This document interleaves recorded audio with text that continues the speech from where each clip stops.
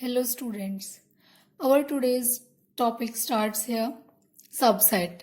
A set A is said to be a subset of a set B if every element of A is also an element of B. इस definition का जो सबसे important word है वो है every. यहाँ पे क्या बोल रहा है कि कोई भी सेट A सेट B का सबसेट कब कहा जाएगा, जब हर एक एलिमेंट A का B के अंदर हो. ओके और इसको हम लिखते कैसे हैं, A is a subset of B. ये हमारा सबसेट का सिंबल है.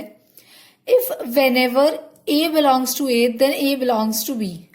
या फिर इसको ऐसे भी लिखते हैं हम, A is a subset of B if A belongs to A implies A belongs to B. Okay A का हर एलिमेंट अगर B के अंदर है तो A को हम B का सबसेट बोलते हैं. ठीक है, यहाँ पर जो नोट है उसके 2 पॉइंट्स ऐसे हैं. Number 1 is phi is a subset of every set. Phi हमारा एम्प्टी सेट होता है जिसके अंदर की कोई भी एलिमेंट नहीं होते हैं, वो हमारा हर सेट का सबसेट होता है. ठीक है, next one is every set A is a subset of itself. हर एक सेट ए खुद का सबसेट होता है क्योंकि उसका हर एलिमेंट उसके खुद के अंदर तो है ही. डेफिनेशन क्या कहती है, A is a subset of B if every element of A is in B, है ना. इसको एग्जाम्पल से हम समझेंगे. हमें यहाँ 4 सेट्स दिए गए हैं. एक तो हमारा एम्प्टी सेट फाई, एक ए दिया गया है having elements 1 3, the set B having elements 1 5 9 and the set C is such as having elements 1 3 5 7 9. Okay, अब हमें ये कुछ फिल इन द ब्लैंक्स थे जो हमने फिल करने थे. ये कुछ इस तरह से है. Phi is a subset of B. Of course it's correct, ये ठीक है क्योंकि एम्प्टी सेट हर सेट का सबसेट होता है. A is not a subset of B. ये कैसे हुआ, अगर ए बी का सबसेट होता तो ए का हर एलिमेंट बी के अंदर होता. By the definition we know that. अब एलिमेंट 1 तो है, ए का एलिमेंट जो 1 है वो बी के अंदर है, लेकिन जो 3 है वो नहीं है, इसलिए A is not a subset of B. A is subset of C. देखते हैं कि नहीं. ए सी का सबसेट कब होगा, जब every element of A is in C. 1 C में है, 3 भी है, तो ए हमारा सबसेट हो गया सी का. सिमिलरली बी का हर एलिमेंट अगर सी में हुआ तो बी सबसेट हो जाएगा सी का. 1 5 9 बी के हर एलिमेंट क्या सी में है, 1 5 9 यस है, तो B is a subset of C. अब हमारा एक नोट है यहाँ पे, अगर ए बी का सबसेट है और बी ए का सबसेट है तो दोनों सेट्स इक्वल होंगे. ए बी का सबसेट है, इससे हमें क्या पता चला कि हर एक एलिमेंट ए का बी के अंदर है and B is a subset of A. It means every element of B is in A. अब हम बोल रहे हैं कि ए के सारे एलिमेंट्स बी के अंदर है और बी का सारे एलिमेंट्स ए के अंदर है. इसका मतलब हम इनडायरेक्टली बोल रहे हैं कि ए और बी इक्वल है क्योंकि उनके अंदर तो सेम एलिमेंट्स हैं, है ना.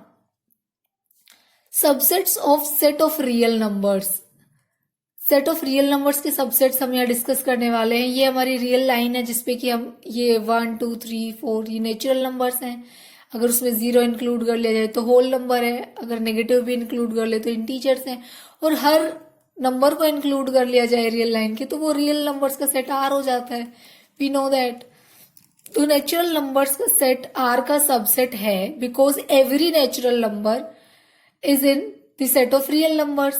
Similarly, set of integers is also a subset of real numbers because every integer is in the set of real numbers. Similarly, set of rational numbers भी हमारा R का सबसेट है और set of irrational numbers भी.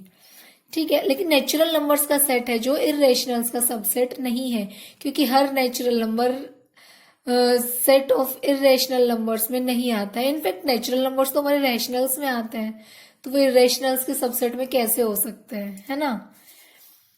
Next topic हम पढ़ने वाले हैं intervals as subset of R. Interval is a very important topic here. Interval हम कैसे डिफाइन करेंगे. इंटरवल्स ये हमारे सेट ही होते हैं, in fact subsets of real numbers होते हैं जिनको हमने स्पेसिफिक डेफिनेशन दिया है. सबसे पहले हम ओपन इंटरवल की डेफिनेशन पढ़ने वाले हैं. This set of real numbers y such that a is less than y is less than b is called an open interval and it is denoted by open interval A comma B. इसको कैसे read करते हैं? Open interval ए comma B. Okay, कोई भी दो real number ले लेते हैं हम ए और बी, इस तरह से कि A is less than B, उनको हम रियल लाइन पे डिनोट कर लेते हैं A and B.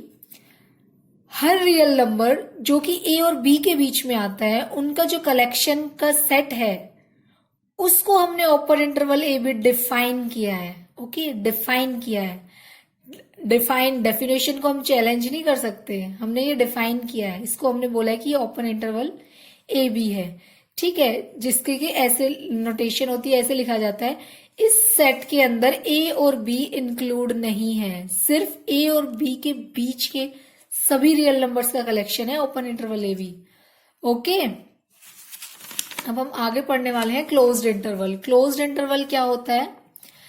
Open interval था जो हमारा, उसके अंदर अगर हम एंड पॉइंट्स हैं जो कि हमारे ए और बी, यहाँ पे अगर हमारे एंड पॉइंट्स ए बी को भी हम अगर इंक्लूड कर लेते हैं तो वो हमारा क्लोज्ड इंटरवल डिफाइंड है। ओके, तो इसकी डेफिनेशन को एक बार रीड कर लेते हैं। The interval which contains the end points also is called closed interval and is denoted by A B. तो क्लोज्ड इंटरवल ए बी क्या है? ये उन सभी रियल नंबर एक्स का कलेक्शन है जो ए और बी के बीच में आते हैं, या फिर ए और बी भी हो सकते हैं वो। It means x such that a is less than equals to x is less than equals to b. अब क्या है हमारे, हमने ओपन इंटरवल पढ़ा, क्लोज इंटरवल पढ़ा। अब ये ऐसा भी हो सकता है कि कोई इंटरवल वन साइडेड ओपन है एंड वन साइडेड क्लोज्ड है ना।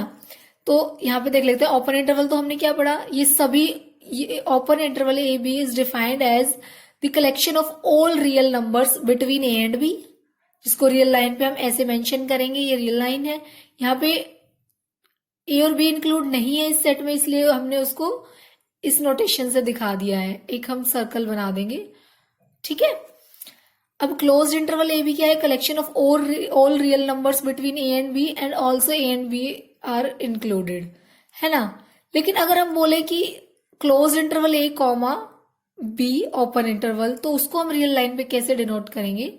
जहां क्लोज्ड है वहां तो सॉलिड डॉट आ जाएगा, और जहां ओपन है, सॉलिड डॉट का मतलब है कि ये नंबर सेट के अंदर इंक्लूड है, और हॉलो डॉट का मतलब है कि ये सेट के अंदर इंक्लूड नहीं है। ओके, तो ये हमारा क्लोज्ड इंटरवल ए कॉमा ओपन इंटरवल बी किस तरह से डिफाइंड है? वो सभी रियल नंबर्स जो ए या ए से बड़े हैं और बी से छोटे हैं। ठीक है, यहाँ पे ए इंक्लूडेड है और बी इंक्लूडेड नहीं है, तो ये बीच के सारे रियल नंबर्स और ए, इन सब का कलेक्शन हमारा क्लोज्ड इंटरवल ए कॉमा बी ओपन इंटरवल है। अब ओपन इंटरवल ए बी क्या है? उन सभी रियल नंबर्स का कलेक्शन जो ए और बी के बीच में है। क्लोज्ड इंटरवल ए बी क्या है? उन सभी रियल नंबर्स एक्स का कलेक्शन जो ए और बी के बीच में है, या वो ए और बी खुद भी हो सकते हैं। ये इन इंटरवल्स को सेट की फॉर्म में लिखने के तरीके हैं। ठीक है, अब इसका हम एग्जाम्पल देखते हैं। अ सेट ए दिया गया है हमें, ये उन एक्स का कलेक्शन है सच दैट एक्स -5 से तो बड़ा है लेकिन 7 या उससे छोटा है, वो 7 भी हो सकता है। तो उसको हम रियल लाइन पे कैसे करेंगे? हमने यहाँ पे नंबर्स डिनोट कर लिए हैं, यहाँ -5 से लेके 7 तक के सभी रियल नंबर्स और 7 भी इंक्लूडेड है। ये सेट इन नंबर्स के कलेक्शन को रिप्रेजेंट करता है, जो कि हमारा बन जाएगा ओपन इंटरवल -5, 7। जहां पर ये इनइक्वालिटी में जो इक्वालिटी साइन आ जाता है उस तरफ से क्लोज्ड इंटरवल लगाते हैं हम, और यहाँ पे इक्वालिटी का साइन नहीं है तो ये ओपन हो जाएगा क्योंकि ये इंक्लूडेड नहीं है।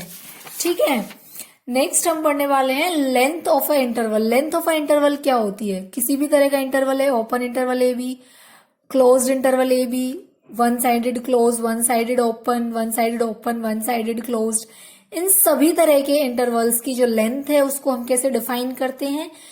बी माइनस ए, जो एंड पॉइंट है एक्सट्रीम लेवल का इधर का, वो minus initial point. Okay, next topic पढ़ने वाले हैं हम पावर सेट। पावर सेट क्या होता है?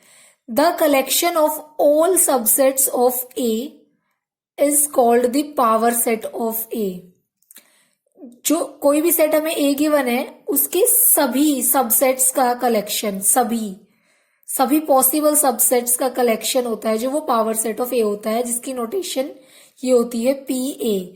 इसका एग्जाम्पल क्या है, जैसे कि हमें कोई भी सेट ए दिया गया है 1 2, इसके पॉसिबल सबसेट्स क्या क्या हो सकते हैं। एक तो 5 तो हर एक सेट का सबसेट होता है, हम पढ़ चुके हैं नोट में पहले ही, ठीक है। और एक सिंगलटन 1 हो सकता है, सिंगलटन 2 हो सकता है, या ये खुद कंप्लीट भी खुद का सबसेट, क्योंकि हर एक सेट खुद का सबसेट तो होता ही है।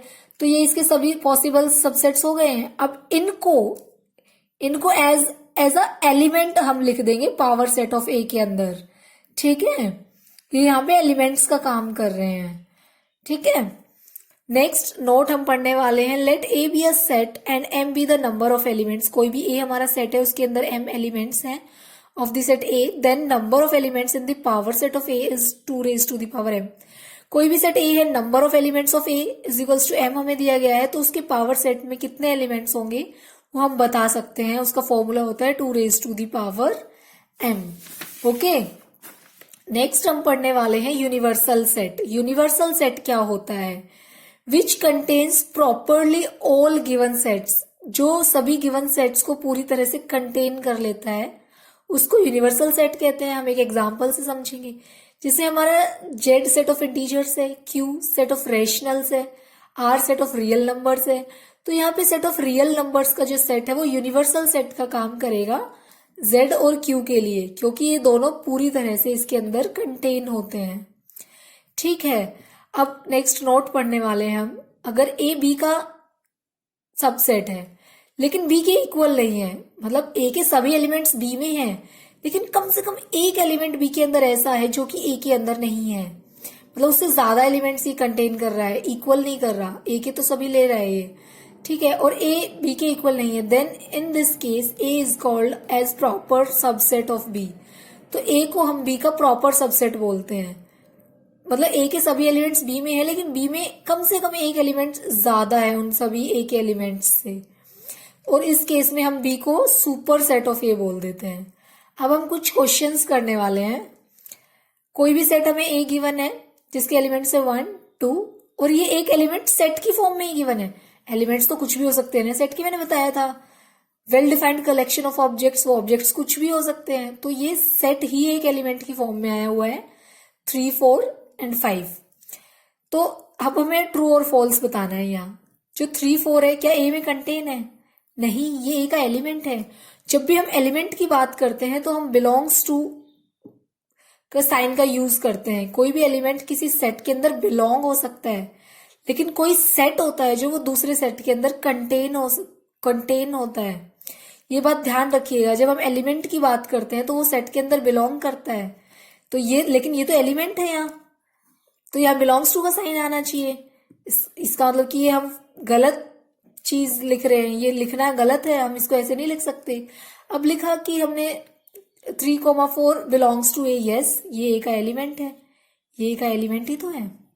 यहाँ पे बच्चे बहुत कंफ्यूज होते हैं, यहाँ पे ध्यान रखना ये चीज है, ठीक है।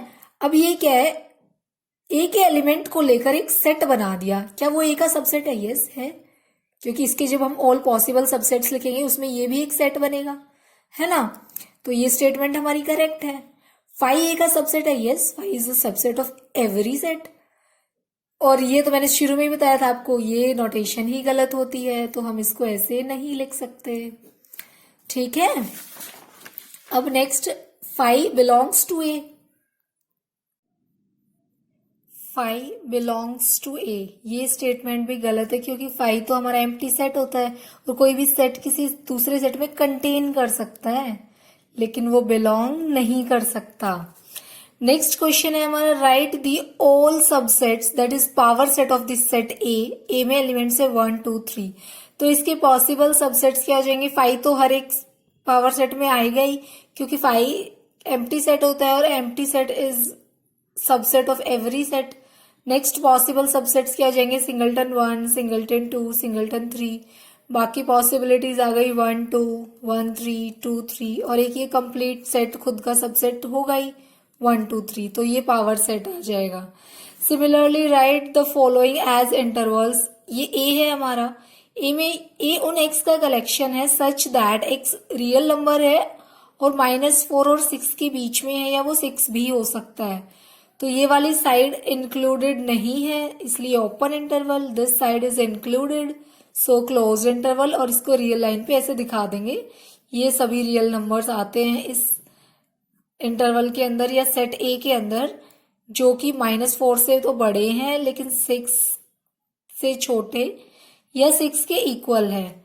Similarly this x is such that x belongs to R -12 less than x less than 10। तो ये दोनों साइड से इनइक्वालिटीज में इक्वालिटी नहीं है, तो ये ओपन इंटरवल -12 to 10 बनेगा, जिसको हम रियल लाइन पे ऐसे शो कर देंगे। ठीक है, इसका थर्ड पार्ट में सिमिलरली क्लोज्ड इंटरवल के लिए दिखाया गया है। C इज अ सेट है x such that x belongs to R, 3 is less than equals to x less than equals to 4। तो C क्या हो जाएगा, क्लोज्ड इंटरवल 3, 4। ओके,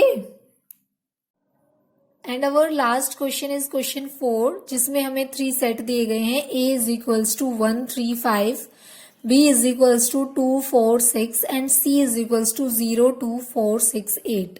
अब इसमें हमें क्या बताना है, which of the following may be considered as universal set for all the 3 sets A, B and C। तो यूनिवर्सल सेट क्या होगा, इन तीनों के लिए यूनिवर्सल सेट कौन सा सेट बनेगा इनमें से, हमें ये बताना है इन 4 ऑप्शंस में से। और वो यूनिवर्सल सेट क्या होगा, उसमें A, B और C तीनों प्रॉपरली कंटेन्ड होंगे। तो A में एलिमेंट्स है 1, 3, 5, क्या वो इसमें है 1, 3, 5, यस हैं। B के एलिमेंट्स 2, 4, 6, 2, 4, 6 हैं। C के एलिमेंट्स 0, 2, 4, 6, 8, 0, 2, 4, 6, 8 नहीं है। C का एलिमेंट 8 इसमें नहीं है, इसका मतलब इसमें C प्रॉपरली कंटेन्ड नहीं है। तो ये C के लिए यूनिवर्सल सेट नहीं बन सकता, लेकिन हमें तो वो यूनिवर्सल सेट बताना है जिसमें ये तीनों प्रॉपरली कंटेन्ड हो, तीनों के लिए वो यूनिवर्सल सेट का काम करे। ओके, तो ये तो हमारा ऑप्शन नहीं हुआ, ठीक है ना। सिमिलरली 5 तो ऑब्वियसली नहीं हो सकता, A, B, C इसमें कंटेन्ड नहीं है।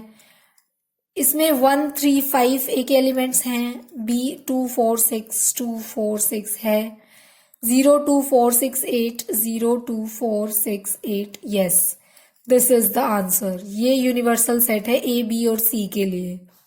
अब इन चारों में से कोई एक ही ऑप्शन करेक्ट होना था, तो ये हमारा आंसर आ गया। वैसे भी ये वाला है ही नहीं, क्योंकि इसमें 0 नहीं है जो कि C में है ना। Thank you.